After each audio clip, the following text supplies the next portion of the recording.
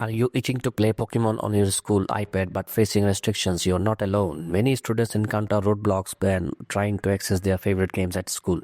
In this video, I'm going to share some easy and effective methods to play Pokemon unblocked on your school iPad in 2025. Let's dive in. Step 1. Use online emulators. One of the simplest way to enjoy Pokemon games is through online emulators. This allows you to play classic games directly in your browser without any downloads. Just search for Pokemon games unblocked at school and you will find several sites that host these games. Remember, if one site is blocked, don't hesitate to try another. Step 2. USB drive method.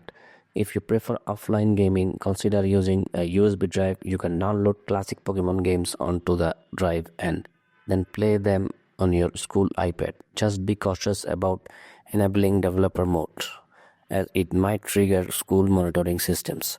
Step 3. Unblocked game websites. There are numerous unblocked game websites that host Pokemon games accessibly directly from your browser. These sites often bypass school filters automatically, making it easy to jump into the action. Step 4. VPN or proxy server. If you're tech savvy, using a VPN or proxy server can help you bypass internet restrictions. This method allows you to access blocked websites or download emulators. However, be aware that some schools monitor VPN usage, so check your school's policies before proceeding. Step 5. Bypass MGM restrictions.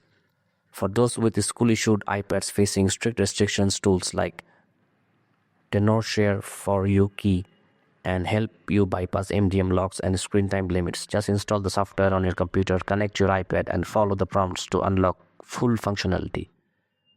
Conclusion: with these methods, you can enjoy playing Pokemon at school while being mindful of your surroundings and school policies. Remember to prioritize your studies and use these techniques responsibly. Happy gaming! If you found this video helpful, don't forget to like and subscribe for more tech tips.